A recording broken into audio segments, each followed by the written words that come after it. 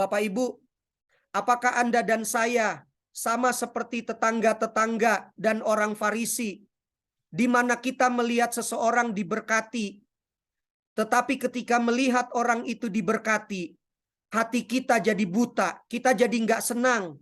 Kenapa orang itu diberkati? Kenapa saya tidak? Mata kita melihat dengan jelas orang itu terberkati, tetapi mata rohani kita butakan. Kita nggak suka lihat orang itu terberkati. Namun mereka menjadikan hati mereka buta. Buta hati, buta mata hati. Karena pekerjaan Yesus yang menyembuhkan dan menyelamatkan itu. Sebagaimana mata mempunyai dua konsep, mata jasmani dan mata rohani, buta juga punya dua konsep yang sama, Bapak Ibu. Buta bahasa Ibraninya iver, bahasa Yunaninya tuplos. Dia punya dua arti yang sama seperti mata tadi.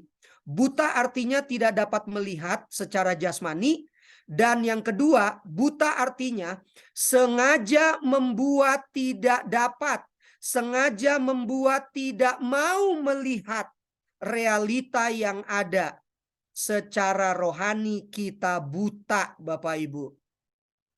Sekarang berdasarkan penjelasan ini, saya mau bertanya, jika demikian halnya, mana lebih baik? Lebih baik buta jasmani atau kita sengaja jadi buta rohani?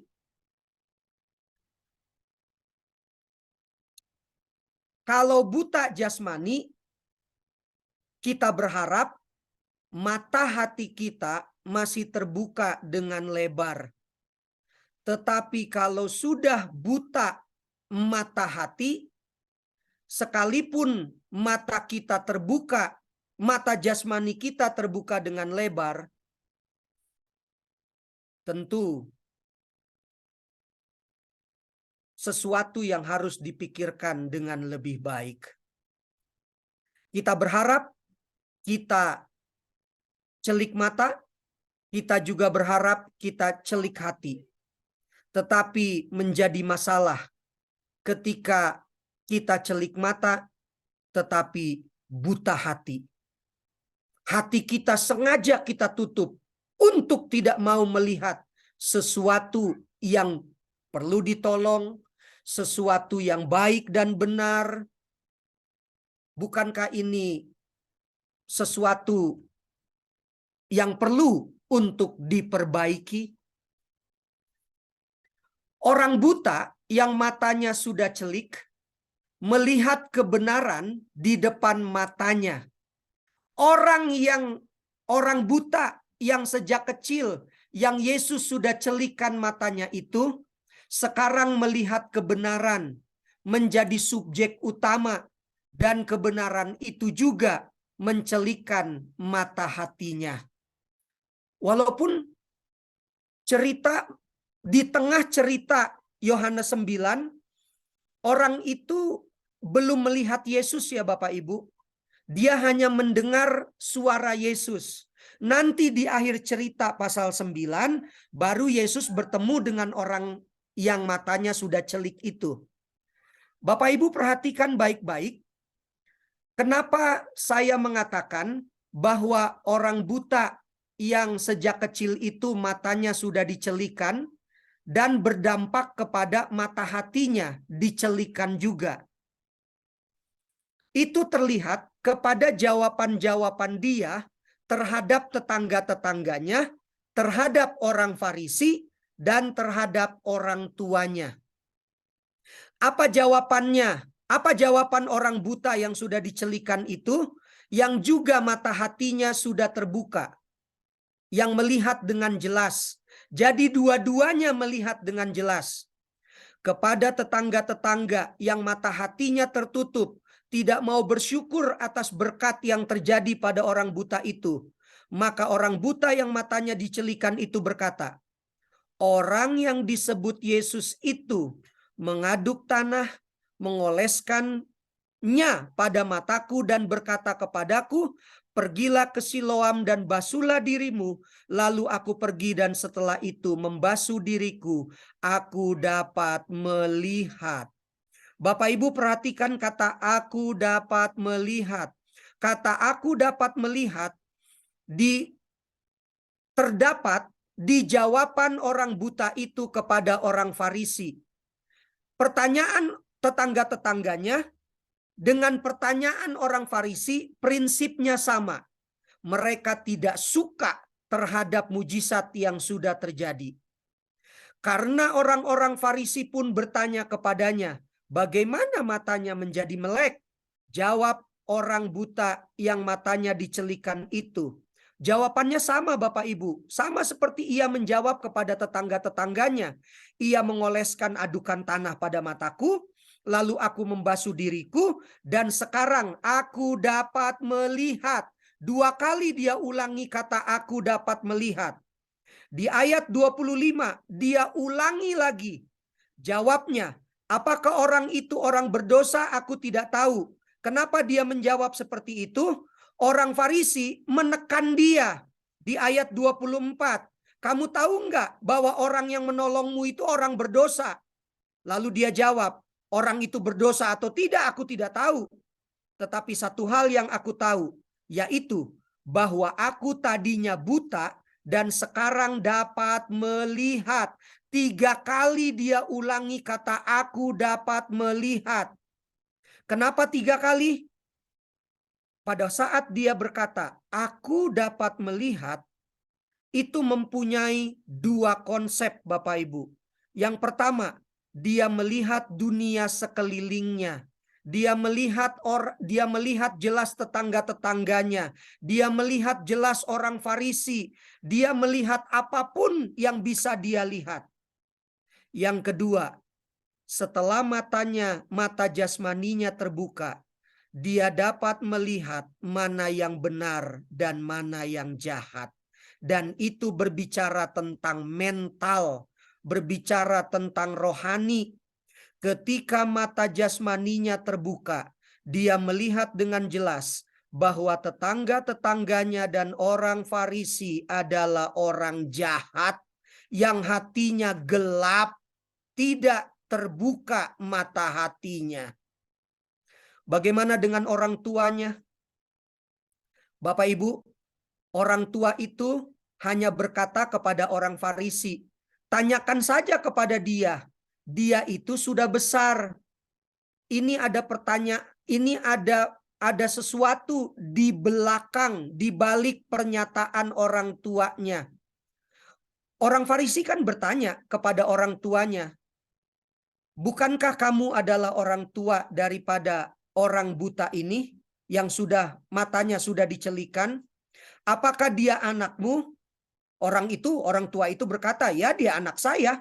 Yang saya tahu dia buta sejak lahir.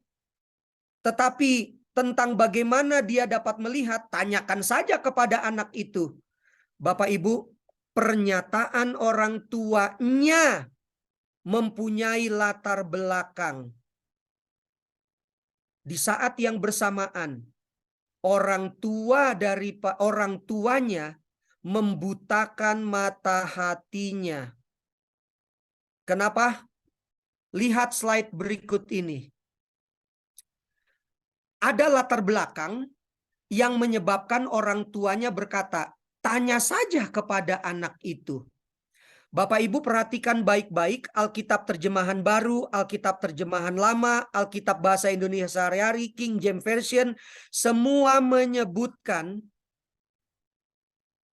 latar belakang sehingga orang tuanya tidak mau membela anaknya. Kenapa? Di Alkitab terjemahan baru mengatakan, orang tuanya berkata demikian karena mereka takut kepada orang-orang Yahudi. Sebab orang-orang Yahudi itu telah sepakat bahwa setiap orang yang mengaku Yesus sebagai Mesias akan dikucilkan. Bapak Ibu lihat semua yang berwarna merah. Terjemahan baru mengatakan akan dikucilkan. Terjemahan lama mengatakan, barang siapa yang mengakui Yesus adalah Mesias atau Kristus, orang itu akan dibuang dari rumah sembayang. Alkitab bahasa Indonesia sehari-hari mengatakan, siapa saja yang mengakui Yesus sebagai Raja Penyelamat, tidak boleh lagi masuk rumah ibadah. King James Version mengatakan, he should be put out of the synagogue. Dia akan dikeluarkan dari sinagog, dari rumah sembayang. Artinya dia bukan lagi bagian daripada orang Yahudi yang sangat kuat dalam beribadah di sinagog. Penjelasannya adalah sebagai berikut. Orang tua itu lebih memilih menyelamatkan dirinya sendiri. Mata jasmani mereka jelas melihat bahwa anak mereka sudah melihat. Namun sekarang mata hati mereka sengaja mereka butakan. Kenapa? Karena mereka takut akan sanksi yang akan diberikan. Apa sanksi yang akan diberikan? Dalam arti mereka dibuang dari rumah sembayang, mereka dikucilkan, mereka tidak boleh lagi masuk di rumah ibadah. Ada 4 hal yang mereka takutkan. Yang pertama, mereka tidak diperkenankan masuk rumah ibadah selama 30 hari. Untuk orang Yahudi, 30 hari tidak masuk ke rumah ibadah, itu sudah menjadi kutuk, Bapak Ibu. Yang kedua, mereka tidak diizinkan menyunat anaknya.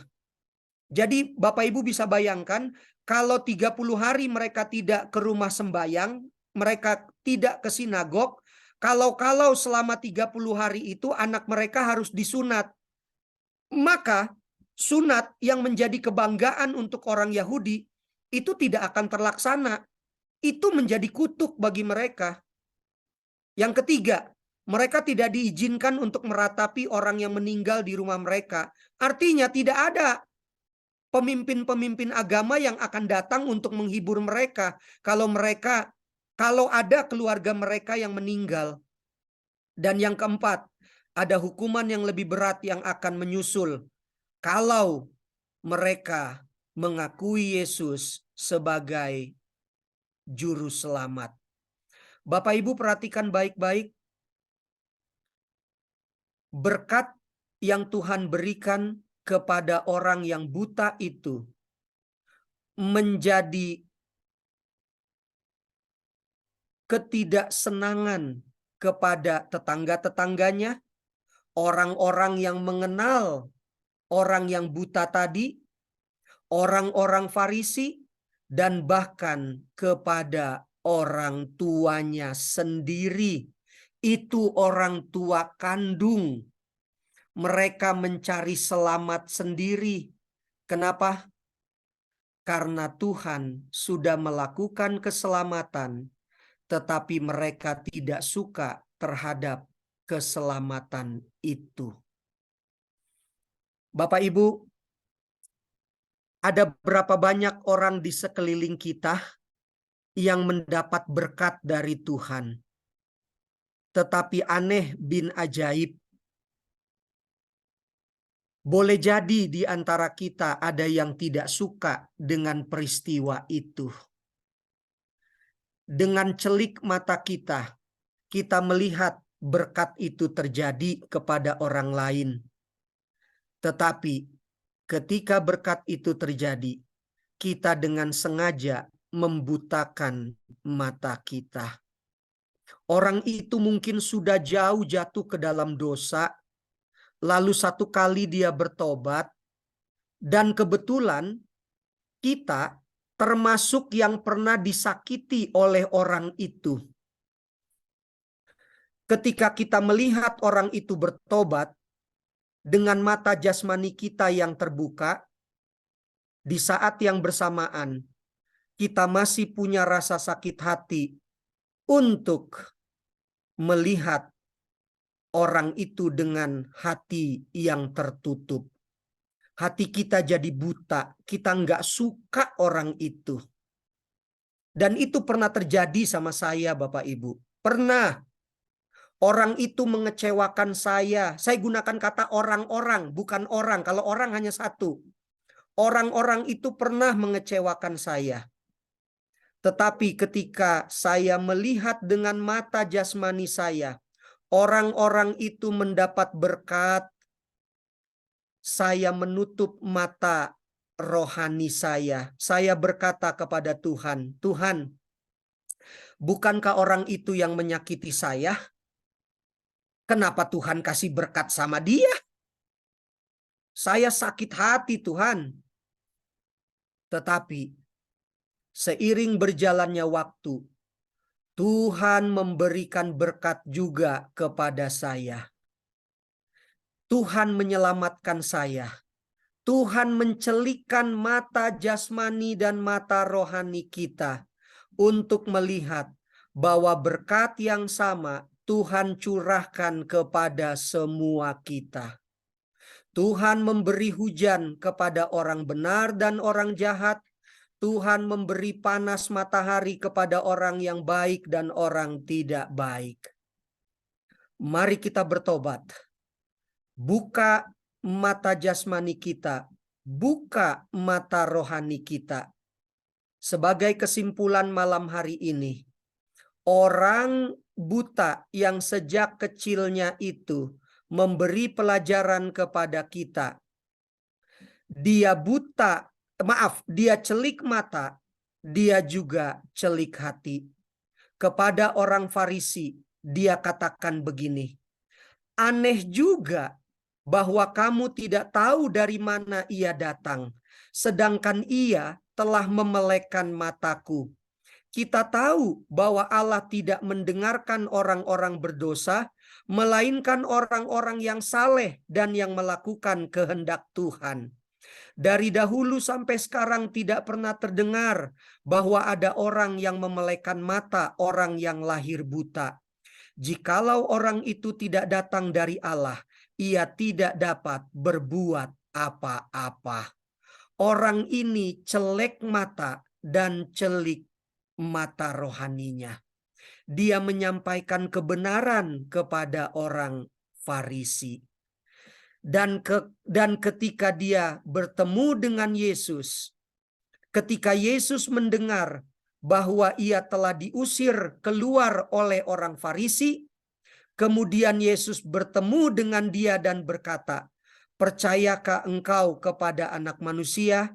Jawabnya, siapakah dia Tuhan, supaya aku percaya kepadanya?